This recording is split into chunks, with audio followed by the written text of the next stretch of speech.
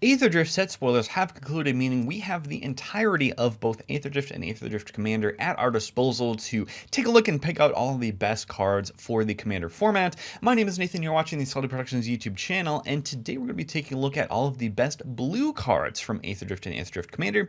The actual set itself comes out on February 14th, meaning we have a couple of weeks to discuss these cards before you attend your pre-release event, so this video is intended to help you pick out all of the best cards so you know what to look for during your pre-release. Before we get into the video, just like to ask if you like this sort of content, leave a like on the video and subscribe to see more awesome MTG videos from me. And if you want to support me and my channel, you can check out my Patreon link down below, where you can access all kinds of awesome perks, such as personalized deck audits, your name in the credits of every long-form video, and you can even play Commander games with me. And of course, I am making set review videos for all of the other colors within Aetherdrift and Aetherdrift Commander. I've already made the white one, and we just got to get through the black, red, green, and then I will combine multicolor and artifacts into one video as well. With that out of the way, let's hop into our first card here. Prophet of the Scarab, 5 mana 3/4 zombie wizard with vigilance. When this creature enters, draw cards equal to the number of zombies you control or the number of zombie cards in your graveyard, whichever is greater.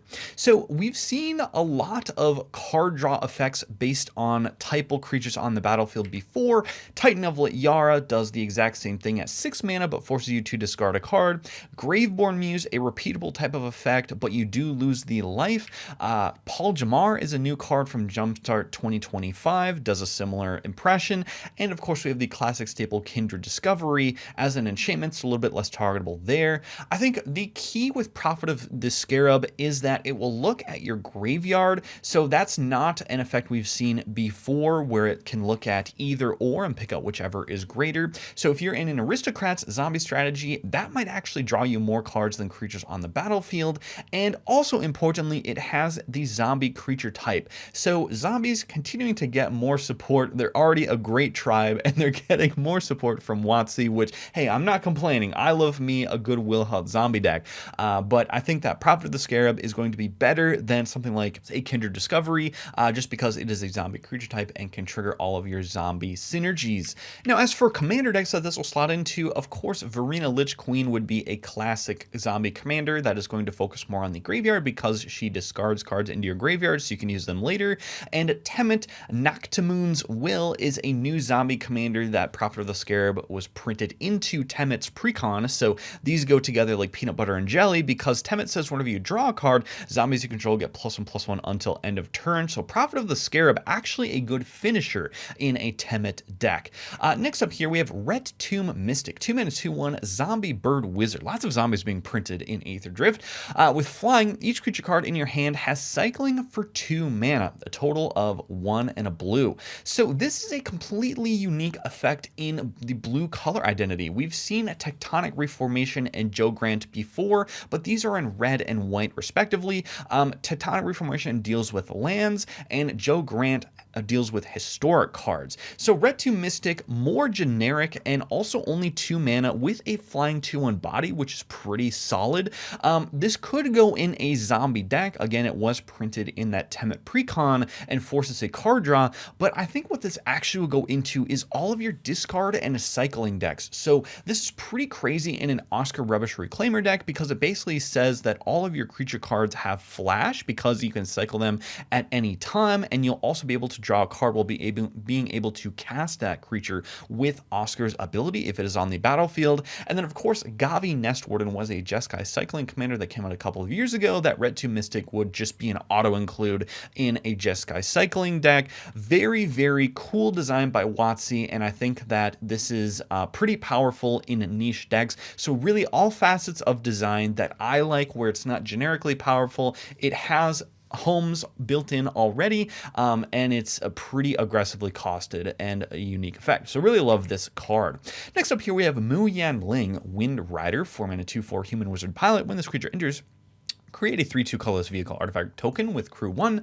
Vehicles you control have flying. Whenever one or more creatures you control with flying deal combat damage to a player, draw a card. So this is basically an enduring curiosity for your vehicle decks, and I think this is going to go in most vehicle decks that have blue. It's sort of like the new On Wings of Gold that will give the creatures that you care about flying, and it will also create a token itself. So a little bit of a comparable there, but I think more you're going to be playing this for the enduring curiosity velocity type of effect to draw a bunch of cards. And I think that as a mono blue vehicles commander, this is probably going to be the mono blue vehicles commander because it is going to allow you access to very consistent card draw in the command zone, which is great for any deck and provides for a lot of consistency.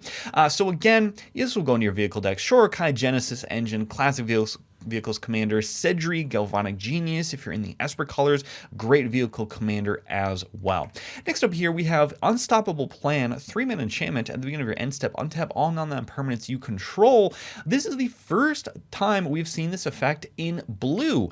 The only other time we've seen this effect is really in green through Wilderness Reclamation, which is 4 mana, and the 13th Doctor, a Simic commander that really cares about untapping each creature, not necessarily non-land permanents, but only creatures with the 13th Doctor. So Unstoppable Plan will go into any deck that's already playing Wilderness Reclamation that happens to be in the blue color identity. So personally, I'm considering this for my Derevi Imperial Tactician deck, where we're doing all sorts of tapping and untapping shenanigans. Also, I made a deck tech for Derevi, so you can check that out in the link description. And we also have Magical Christmas Land, of course, would be to slam an Arcanus the Omnipotent for 6 mana, and then be able to activate it twice, theoretically once it has the Summoning Sickness wear off. But of course, even in 2015 Commander, 2014 Commander, back when I started playing, this was still a pipe dream Magical Christmas Land, and in 2025 Commander, Arcanus will be removed immediately, but one can dream that we can get value off of this with Unstoppable Plan. So if you are interested in tapping and untapping effects, then Unstoppable Plan is probably going to fit into your deck. Next up here we have Transit Mage, 3 mana 2/2 creature human wizard. When this creature enters, you may search your library for an artifact card with mana value 4 or 5, reveal it, put it in your hand, then shuffle. That's right, folks, we got the Mage cycle finally complete. This is awesome. There's so many busted 4 and 5 mana commanders that you can get with Transit Mage. Roaming Throne, Aetherflux Reservoir. I mean, these are game-ending type of cards, and what's better about Transit Mage as well is that you play Transit Mage for 3, you tutor up your next 4-drop, so you curve into the 4-drop. Absolutely insane. It can also grab the One Ring, classic busted commander card, and if you're in a typal strategy, maybe you're playing humans or wizards, you can go grab a Banner of Kinship because this will grab you mana value 4 or 5. So Transit Mage, I think you will honestly see the most amount of play out of all of the blue Aetherdrift cards. It is in a common, so theoretically it should be pretty cheap, but this is going to be played in a lot of decks, and there's simply so much utility you can grab with this particular tutor effect. Transit Mage is going to be seen in a ton of decks. I don't even have a commander recommendation here, just because if you're already playing the Mage type of effects to search for artifacts, then you'll know if you want to search for a 4 or 5 CMC artifact to tutor up into your hand. Next up here we have Thopter Fabricator, 3 mana 4/4 artifact vehicle with flying and crew 2. Whenever you draw your second card each turn, create a 1/1 Thopter artifact creature token with flying. So this is yet another effect we have seen where it's just a card that will poop out tiny 1/1 Thopter artifact creature tokens. Sai Master Thopters is going to be a very popular one that is going to do the same thing on casting artifact spells. And we've also seen Efficient Construction. Whenever you cast an artifact spell, create a 1/1 Thopter artifact creature token with flying. I think the key differentiator with Thopter Fabricator is it itself is an artifact and can just sit on the battlefield. It doesn't even need to be crewed. It just sort of sits around, adding to your affinity count, and will occasionally make your 1/1 Thopter artifact creature tokens. So this will go into any deck if you care about number of artifact creatures, or if you are building towards an affinity count. Urza Chief Artificer is going to love this card because it can itself be a vehicle that is crewed by Urza. Often when you play Urza, you never attack with him. I have an Urza deck myself, and you really just want to keep him around to keep pooping out those Construct tokens. So Urza can crew the Thopter Fabricator to become a vehicle itself, therefore adding to your affinity count. And of course, Brea Ethereum Shaper, classic artifact commander as well. Next up here we have Stock Up, 3 mana sorcery. Look at the top 5 cards of your library, put 2 of them into your hand and the rest on the bottom of your library in any order. So Divination has been in shambles for years and years, but this is a nice effect at only 3 mana that's going to be very similar to popular effects like this we've already seen that are focused on card selection. Dig Through Time, one of my all-time favorite cards to cast in the entire blue color, because I just love the act of looking at all of these cards. You get to pick the 2 best and they go back into your hand. Absolutely love it.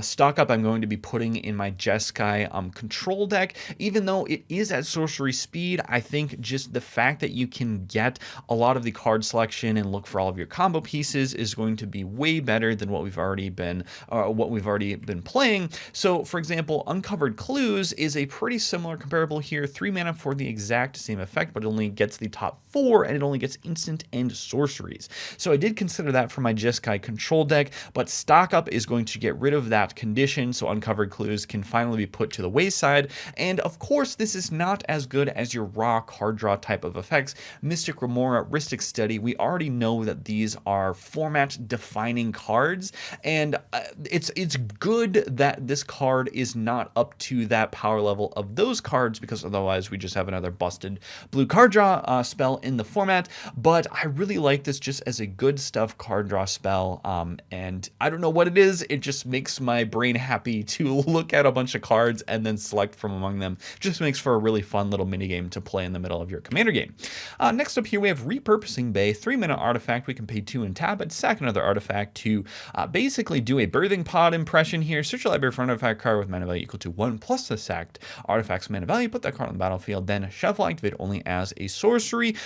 We have seen this in green and white, of course. White has Oswald Fiddlebender for 1 less mana, so and it only costs 1 mana to activate to search up the whole artifact dealio. But I think that Repurposing Bay is just a great addition in the blue color identity. This is going to be going into most artifact decks that care about the graveyard or searching up key combo pieces to put onto the battlefield. Also, I do like the art as well. The card looks really cool while it is sitting in the bay there.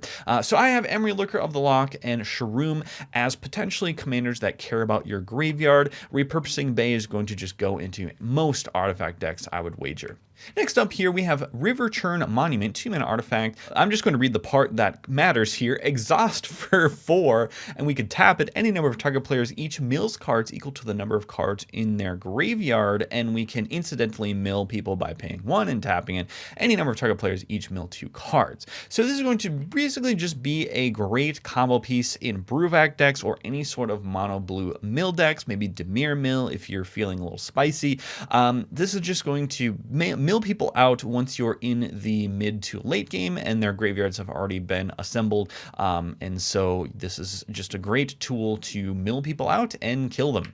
Next up here we have Diversion Unit, 2 mana 2/1 artifact creature robot with flying. We can pay 1 and sack the creature to counter target instant or sorcery spell unless its controller pays 3. So we've seen this before in Malevolent Hermit, which is pay 1, sack it, counter target non-creature spell unless its controller pays 3. We've also seen Siren Storm Tamer, which will counter target spell or ability that targets you or a creature you control. I think the key here with Diversion Unit is, once again, it is an artifact, so if you care about building towards your affinity count, this is just going to be the choice for you. Also, it does have flying, which is kind of nice if you're looking to get in combat damage with your Mu Yanling, for example, to draw a card.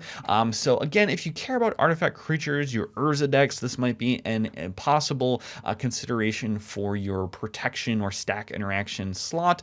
And Urza Prince of Krug here is a stand-in for all of the commanders that want to go wide with artifact creature tokens on board, because it will give those artifact creatures you control +2/+2. So there's also like Urtet, for example, that might want Diversion Unit as well as a consideration for your stack interaction slot. Next up here we have Mindspring Merfolk, 1 mana 1/1 Merfolk Wizard with Exhaust for X and 2 blue. We can tap it to draw X cards, put a +1/+1 counter on each Merfolk creature you control, which can be activated only once because it is an exhaust ability. So I think that this is an incredible Merfolk card in your Merfolk type of decks. Hawkball of the Searching Soul already wants to be drawing cards and putting counters on things. Mindspring Merfolk, just a great early game creature to put down as a blocker if you don't need the card draw, or maybe you just put it down and then wait, till the mid game. It just sort of sits around and doesn't ask anything of you, and then it allows you to then draw cards and it puts counters onto things, which Simic Merfolk decks already want to be manipulating counters. And so theoretically you can then take the cards that you just drew off of that exhaust ability to then do all sorts of proliferate shenanigans. And so I think that Mindspring Merfolk is just going to be an auto include in all of your Merfolk type of decks, and this is just an auto include. I mean, there's not really much else to say other than you just simply play this in your Merfolk decks.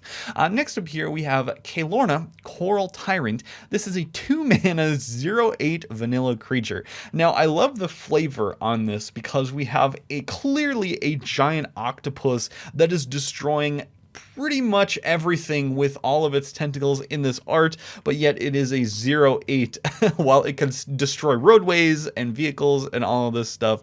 But from a mechanical perspective, there's a lot that you can do with a high toughness creature in Commander. Specifically, if we look at a couple of options here, High Alert says each creature controls sends combat damage equal to its toughness rather than its power. So we have a 2-mana 8/8 with High Alert on the battlefield. Pretty insane. And there's also Profaner of the Dead, which has absolutely gnarly art there. Whenever Profaner of the Dead exploits a creature, return to their owner's hands all creatures your opponents control with toughness less than the exploited creature's toughness. Basically a one-sided board wipe at 4 mana. So there is some stuff you can do with Caelorna, and if you care about having a big booty, then you know what deck that goes in. Pride of the Hullclade. This is going to be an instant windmill slam into Pride of the Hullclade, which says this spell costs X to cast, where X is the total toughness of creatures you control. It has a defender, and then 4 mana until end of turn. Target creature control gets +1/+0. Gains whenever this creature deals combat damage to a player. Draw cards equal to its toughness and can attack as though it didn't have defender. And of course, Gerald Visionary Stitcher cares about the toughness of your creatures because you can pay 1 and tap it and sack another non-token creature to create an XX blue zombie creature token with flying, because it gives zombies you can control flying, where X is the sacrifice creature's toughness. So absolute windmill slam into Gerald Visionary Stitcher as well. All right, next up here we have our honorable mentions. So cards that didn't quite make the cut. We won't be seeing them too much, but are worth mentioning anyway. We have Scrounging Skyray, 2-mana 1/2 fish pirate with flying. Whenever you discard one or more cards, put that many 1/1 counters on this creature.